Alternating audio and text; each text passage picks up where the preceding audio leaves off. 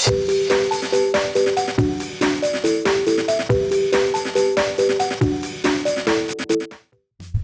it going, YouTube? It's Panda time. In this video we have a deck list.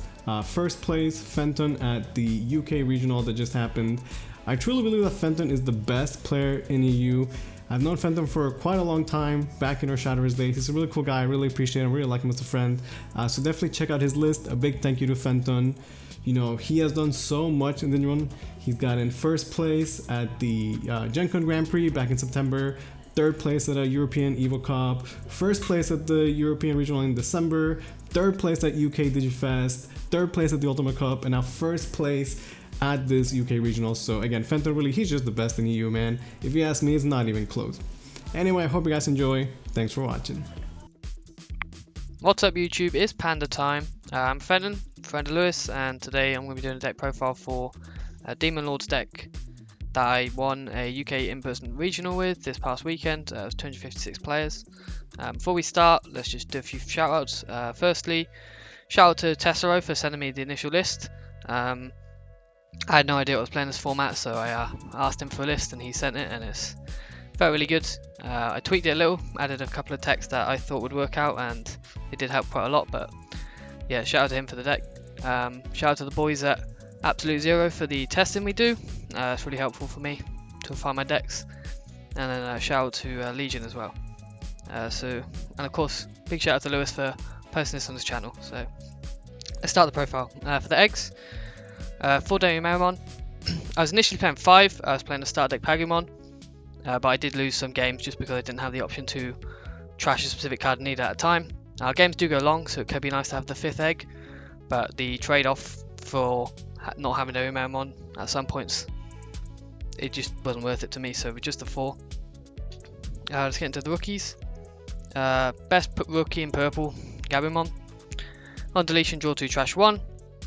We need to filter our deck as fast as possible. We need to build up our trash as fast as possible.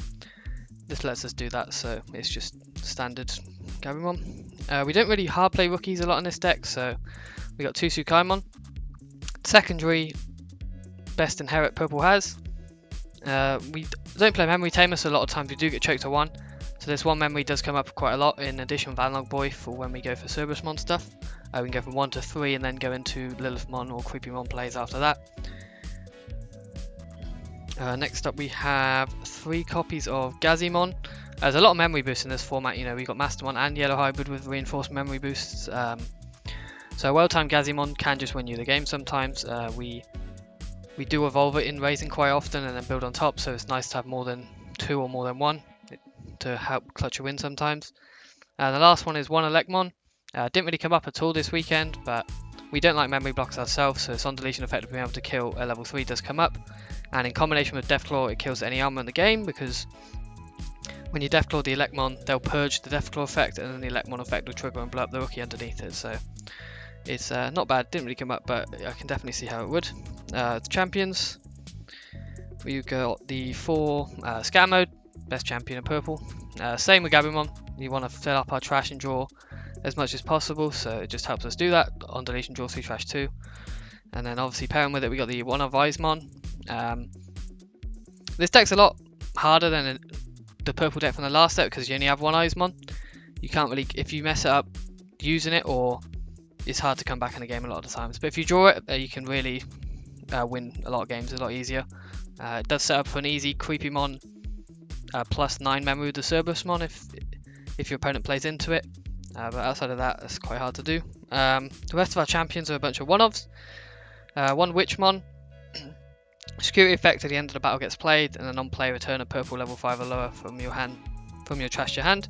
Didn't really like it at all. Wasn't checked in security the whole tournament, and a lot of time, even when it is checked in security, it can be a hindrance more than the benefit. As on play of return 1 can sometimes get you off that trash threshold, for example, of 10 or 20 cards you need to use Jack Raid, and a lot of the times it might force you to take a piece early out of trash, whether that be a Lucemon or Werewolf mode. So I definitely cut it, possibly for a Kinkakumon or another Ogamon, as I'll talk about soon. 1 Exogamon. This card was insane. Every part of the effect is really good. Its actual effect when attacking trash 1 gains security +1. It can help guarantee its death by checking 2 checks so we can get the Gazimon draw inherit. Or it just does 2 damage, right? So either way, it's a win-win. And the inherit, when attacking, trash 1 card, give it plus 2k. Makes Cerberusmon 8k, which means it's a lot safer to swing in security first before going for that werewolf mode pop. Plays around health life as well when you're going to swing in, so you can safely swing in, get the Cerberusmon to live, and then werewolf mode and swing again, so that's 2 damage. It's really strong. One Ginkakumon promote. We gain a lot of memory in this deck, so sometimes you can just hard drop it for the win. Also pairs nicely with Gazimon for cheeky lethal as well. Last one I was playing was one BT8 Exogamon. It did come up, it was really nice. On play you can trash a card to delete level 4 or lower. Kills stuff like Gazimon, kills stuff like Vmon. We don't have a lot of answers for removal in this deck, so it does help, it does come up, it's very nice. Moving on to level 5s, we have of course the 3 Cerberusmon. I did run 4 at first, but we do have lots of searchers, so I did put it down to 3 in the end, and then obviously pairing with it 3 copies of werewolf mode. This engine's still really insane, even without Gazimon. It's synergy with Analog Boy just to filter through your deck and gain extra memory, as well as with Dead or Alive, is just too good. And on 2 Luisthepanda Chaos mode was definitely the star of the deck. Combo with Dead or Alive just turns into a Gaia Force with the body. When you get late game, you have 30 cards in trash, you can play it for 5, delete Tamers, delete Digimon. It's just so strong, and it just really helps you win that grind game. So level 6s, we have 2 copies of Lilithmon. I've never run less than 2. A lot of times I did use 2, and you just want to see it. Sometimes you'll have to trash it early off analog to pick up a rookie that you might be missing, so just having the second one is really nice, or if it's in security. 2 copies of Creepymon. It's a very awkward card for your opponent to play around. If they ever have 2 Digimon on board, you could potentially get out a 3 Luisthepanda and pop one of their guys. The second effect is not too relevant, it comes up in a few scenarios. You can swing over stuff against a lot of DP, you can go to 14, 17k, even 20k late game. As well as against yellow hybrids. It's our main win condition of just decking them out. When we just control the game, clear the Tamers with Luisthepanda, and then we play Creepymon to mill 9, 18 cards of their deck and deck them out like that. I got 1 copy of Junomon. There's a couple of cards later where it comes up that you want to add back, but it's a necessary piece for these long games, so you definitely need to include it. It also helps you unbreak early game. If you have just a Cerberusmon on board, you can evolve it to Junomon. Mill 3, you might need to grab a rookie that you can add back and then start building up a stack and raising, so it's definitely not bad. Options, we have 3 Dead or Alive. Nuts. If 7's hitting security and you can play a Luisthepanda, you probably just win that game on the spot. Turns Luisthepanda into a Gaia Force, turns Cerberusmon from your trash into a Hammer Spark as well. Really strong, really good. And then we're playing Lilithmon, so of course 4 copies of Jackraid. Gain more memory for every 10 cards in your trash. We fill up our trash insanely fast in this deck, so you can often get 2 memory even in the mid game. Doesn't even have to be late game. Its synergy with Lilithmon is ridiculous, and security effect. Gain 2 memory does help to end turns, specifically against matches like Imperial. If they swing in with the XV, they hit Jackraid, they go to 1. They can't do their now can't do their Jogress play, so it's really strong in that regard as well. It's just insane. Probably will get hit one day potentially. 2 copies of Calling from Darkness. We need ways to blow up our stuff. Specifically against yellow, we don't really want to be swinging in and give them 3 Tamers because our main plan is to deck out. So we can blow up our Gazimons and get the draws like that. Also adds any 2 purple Digimon back from our trash. So say if we don't have a good hand, but our trash is good, we can hatch an egg, play the call and add back a Gabumon and Gazimon, and then evolve into that, and then we're ready for next turn. It's just too good. 2 copies of Deathclaw. As I stated before, we need ways to blow up our stuff against yellow, so we don't have to attack them and give them 3 Tamers. Also helps with some removal against memory blockers, and just there's a lot of champions going about like Gazimon. So another thing, if you can use it and not activate its effect. It says may, so you can just pay the 1, choose to do no effect, and it'll just put it in the trash. You can get an extra card in trash to get to our thresholds like 10 with Lilithmon. If you use the Deathclaw, play Lilithmon, add back a Jackraid and a Deathclaw, for example. 1 purple memory boost. I I like purple memory boost. We need consistency. We're playing non-mulligan format at the moment, so we need to search our Cerebusmon pieces, so it helps with that. The delay effect is relevant after all.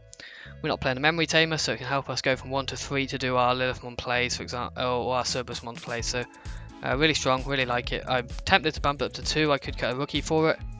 I might do that. I'll have to see and carry on testing. Tamers, we're just playing 4 Analog Youth. He's amazing. His synergy with the Cerebusmon package is ridiculous. It becomes a pseudo Mimi. Every time you bring out a Cerebusmon, you pop it, you hatch an egg. It's literally Mimi, but it gains you memory instead. It's just too good. Helps fill up our trash faster as well. The 2 cost is very relevant in this format. A lot of times people will play turn 1 memory tamers, giving you 4, and then this way you can pass them back 3 exactly instead of giving them 1 and they'll go to 3. You can just go Gabu level 4 analog and then Cerebusmon passes back 3 perfectly. Every time someone plays memory tamer, you can only put them to 1. Feels bad. Helps mitigate that issue.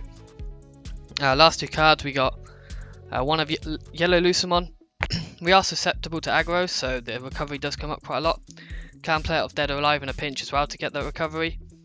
And there's a neat combo we'll see with our last card that you can use it for as well. So last card, Avenge Kidmon. We're going to deck out a lot. Creepymon mills so many cards, the opponent's got a good board.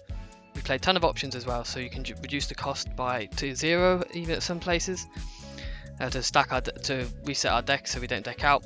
The removal actually is pretty relevant. 8k is a good number this format. There's a lot of 8ks, Pyodramon, Dynabeak, Chimeramon, Lady Devi, things like that. So it is really nice. Also, a lot of people are playing options, so even mid game you can use this effect to get a board clear and a strong body on board. So it is come up a lot better even in situations where I'm not going to deck out, just as a form of removal. It's been very good. Also, as you can choose the order you put stuff back in, you can stack Dead or Alive to the top and then play Luisthepanda to recover Dead or Alive and Security. Your opponent attempts to attack, they hit Dead or Alive, you can play Chaos Mode to blow up either a Tamer to prevent a Hybrid Lethal or just one of their Digimon in general. It's very good. So yeah, this is the deck. Possible things I would replace, potentially the Elecmon. Without like 4 Eyesmon, it's kind of hard to just bring this out of raise and pop it and then even still do anything. So potentially I play the King Kakumon as well over which one, so we do have answers to memory blockers that don't require us blowing up our own stuff. But yeah, that is the deck overall. As for my matchups, I played 3 Imperial. It's definitely the worst matchup for the deck. The jamming stops our big guys like Cerebusmon and Luisthepanda actually doing anything in security, and the aggressiveness of the deck just, we need some time, but you can win it. You have some good value plays. If they ever check Dead or Alive in security, probably going to win that game. So it's very nice. I played 2 Mastermon. One Mastermon. They can't really avoid playing into Creepymon. As soon as they go for the Jogos play, they're playing into Creepymon. So if you've got level 5 and raise, then you can just Creepymon, play back Luisthepanda Chaos Mode and pop the Jogos stack. And it's a really strong play. So it's definitely a good matchup. The only problem you have really is Gazimon. They do run it and they can recur it back with stuff like Hellscythe in a pinch if they need it. But yeah, anytime they go for a big play, they're playing into Creepymon. So yeah, and I played 2 Rapid Hybrids. The game plan, just deck them out. Don't attack them the whole game if you don't need to. Just build up your trash. Play Luisthemon's Dead or Alive, so just pop their Tamers over and over. Even if they Susano, as long as they have no other Tamers, you can recover one with Luisthepon, so they can't kill you the next turn. If they swing with the Susano, you can swing over it with Creepymon. If you've got 20 in trash, gets a 17. You can swing it into a Junimon because she has retaliation, so there is outs to it. So you just get to 30 in trash, set up double Creepymon, which is not hard because Luisthemon's a 5 cost when you have 30 in trash. You can pop all their Tamers so they can't kill you with hybrids.